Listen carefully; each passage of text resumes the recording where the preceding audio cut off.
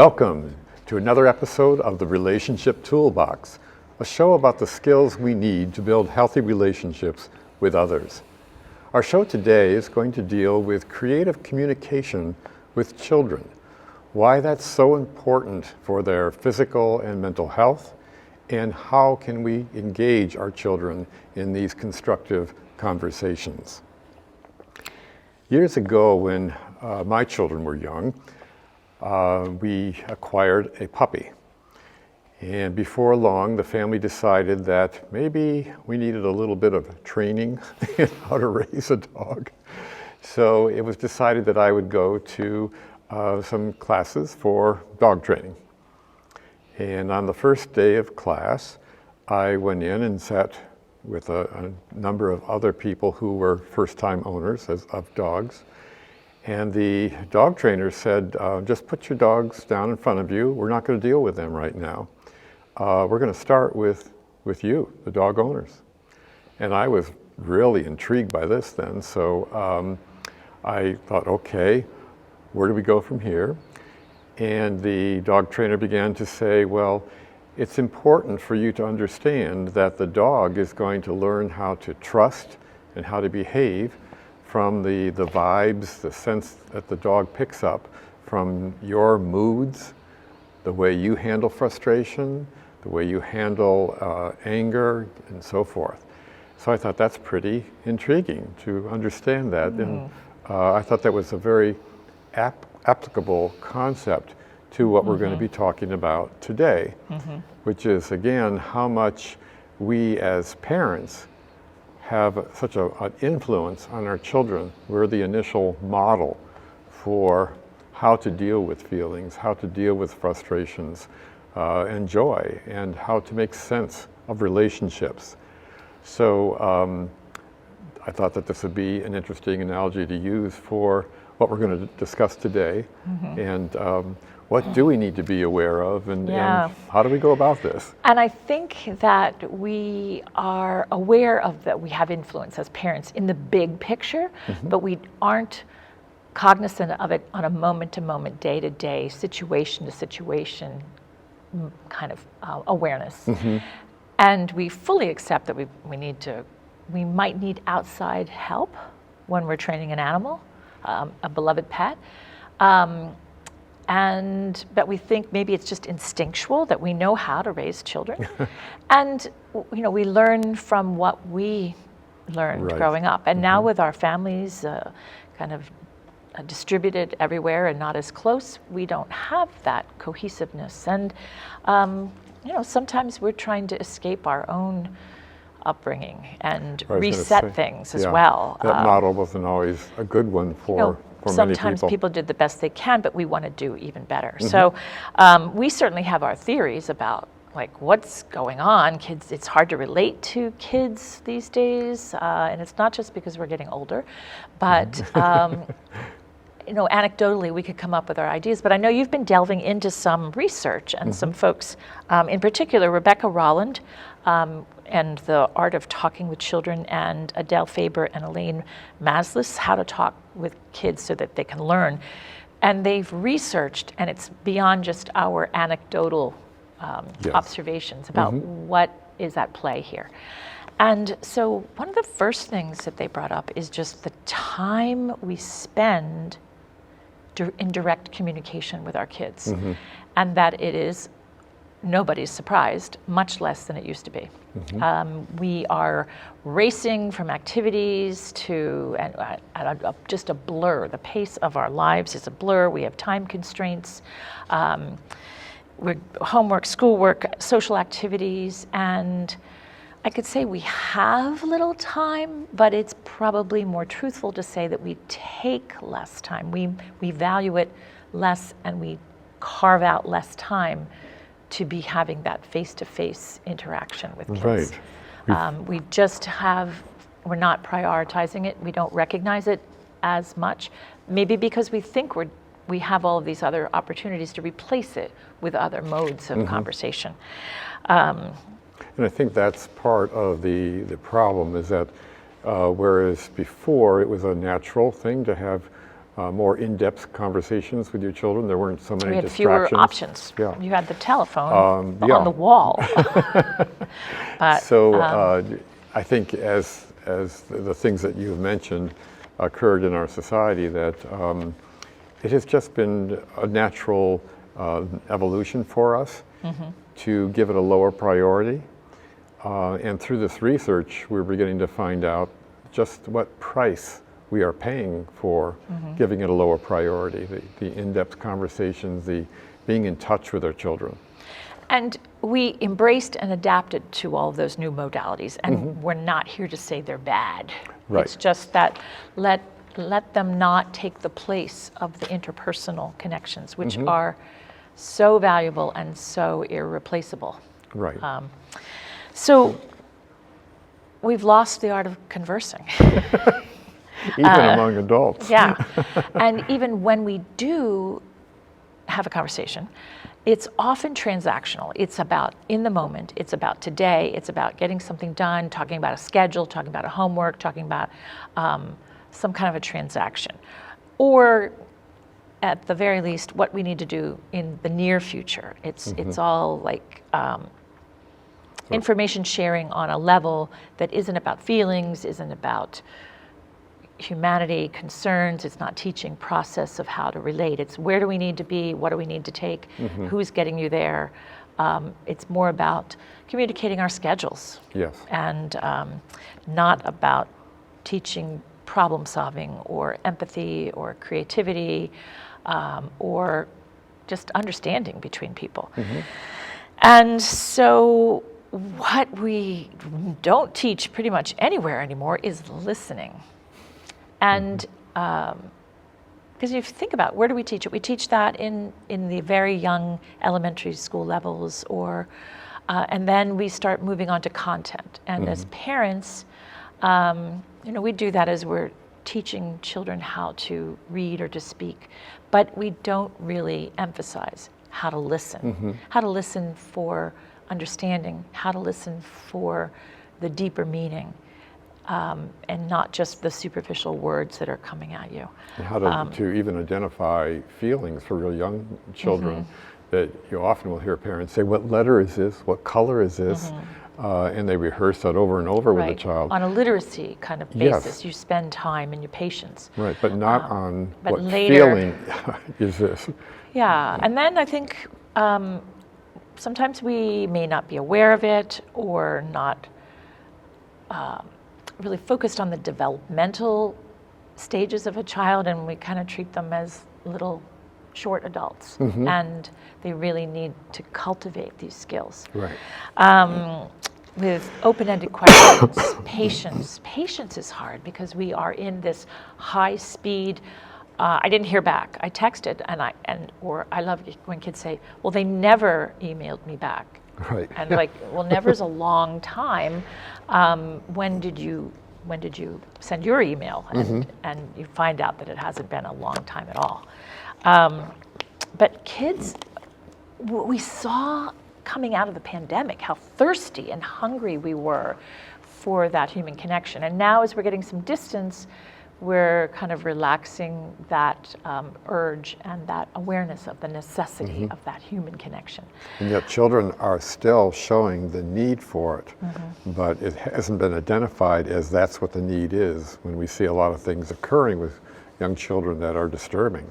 Yeah. We don't attribute it necessarily to what kind of connection are they able to have with parents and significant adults. Yeah, I think we talked on a previous show about how masking, even when we were together and trying to be safe, how that interfered with reading faces and emotions. And that's a skill that we have to learn as a young person and add information, because we're not just born being able to read faces and, and feelings. So it's through sustained, deeper conversation that we are surfacing thoughts and feelings, and that has to happen over time. Makes kids self-aware, but it makes them aware of others. And in our isolation, I think that's the missing piece. Yes, when you hear what someone else is thinking or feeling, and you think, well, I'm feeling that too. Now we have a connection and potential empathy with them. Yeah. But without that dialogue, we won't necessarily know that, and we feel isolated then.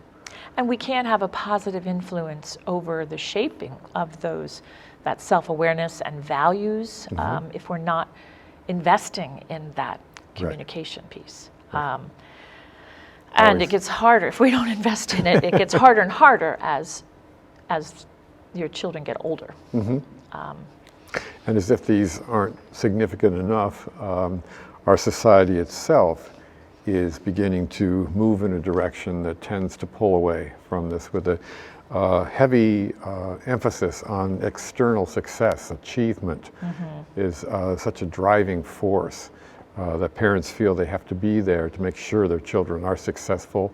And how do they measure them? Well, trophies, prizes, grades, all those things now become very significant. And when that takes over, then the child begins to feel some of this isolation, loneliness. Something's wrong, but they can't necessarily identify what it is.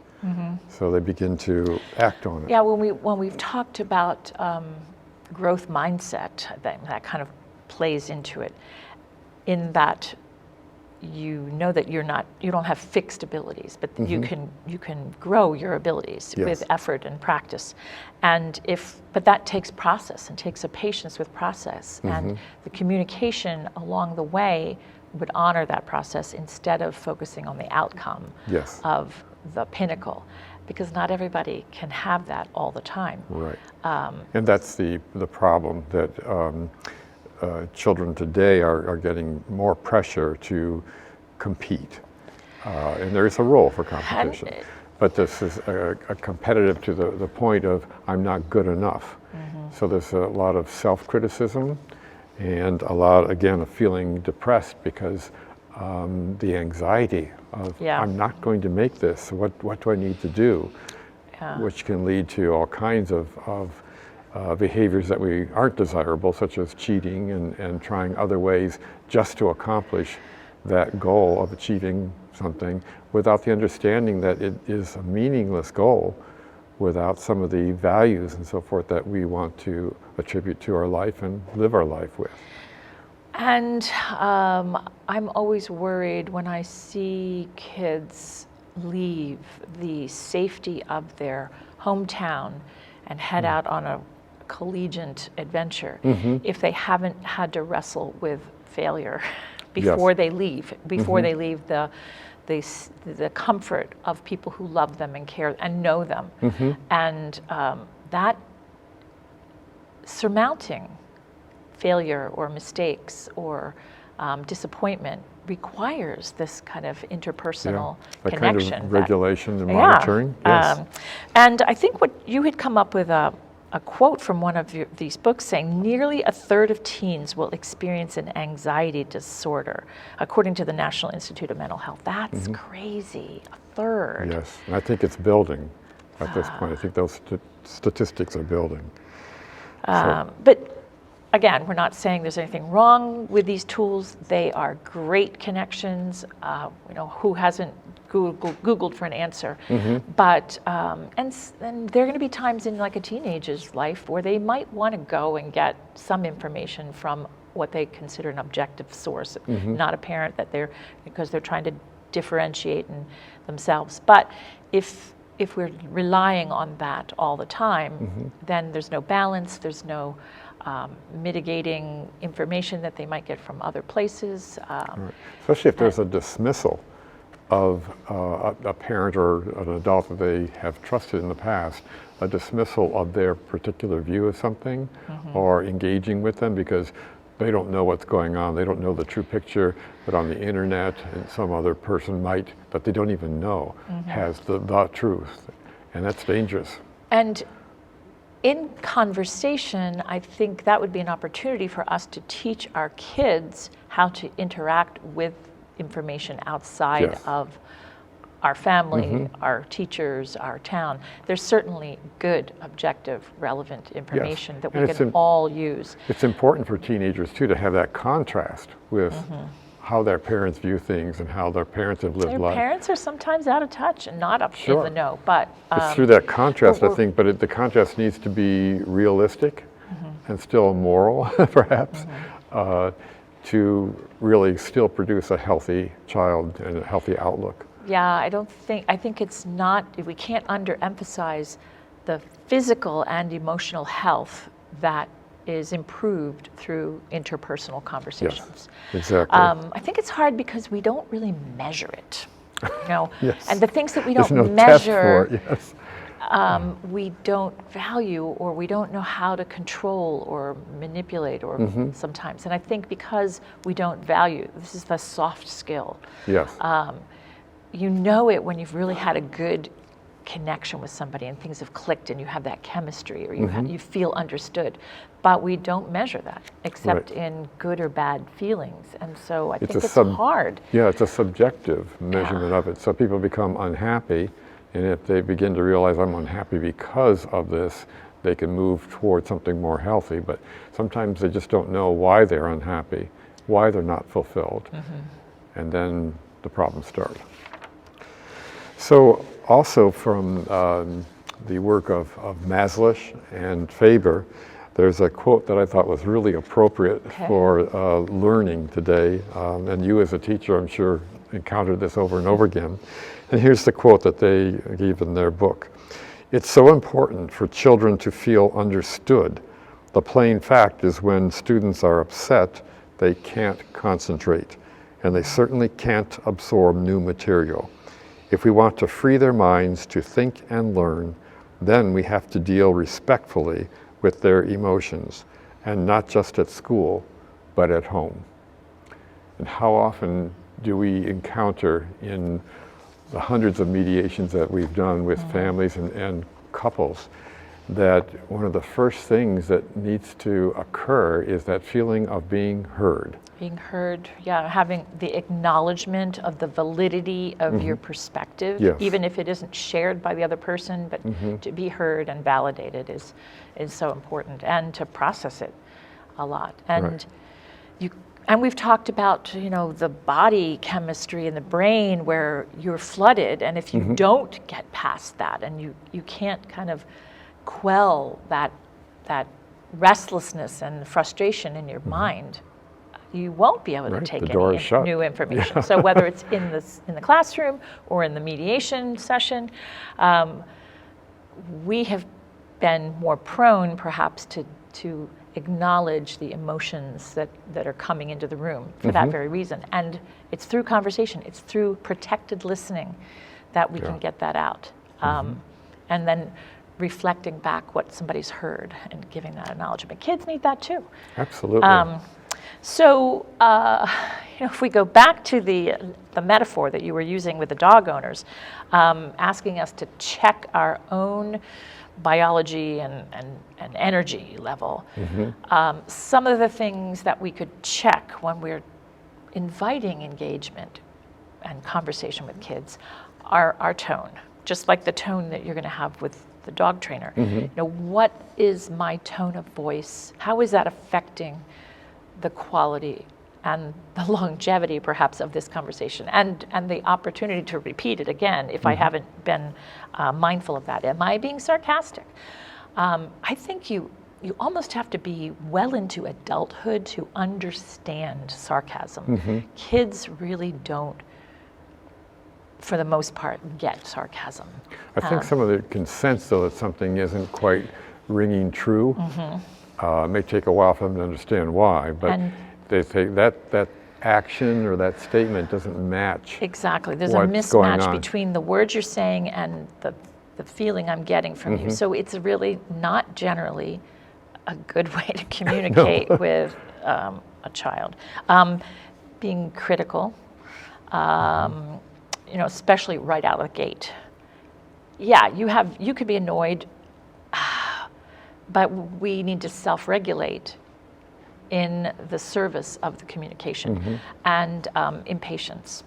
Right. Sometimes we're just physically not there either. I know when I'm tired or not feeling well, I have less capacity for positive And conversation. that's understandable. We're not saying that should be perfect, but unfortunately there sometimes is a mindset that the best way to create and drive achievement in our child is to be critical of them and to catch them making mistakes and to get past those mistakes.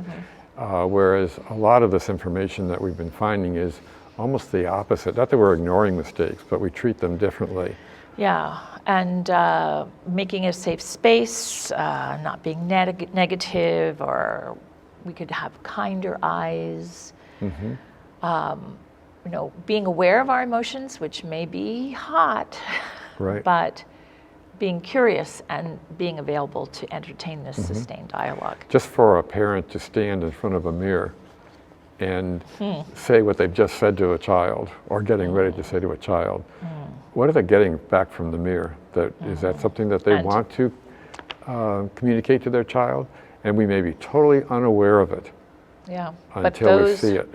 And you know, we weren't born yesterday, but there are probably words that you can conjure up from your childhood that still sting in your memory. Yes. That an influential adult or a parent or a teacher said to you that wounded you in a place that you may not have been able to let go of. So let's try to minimize those opportunities.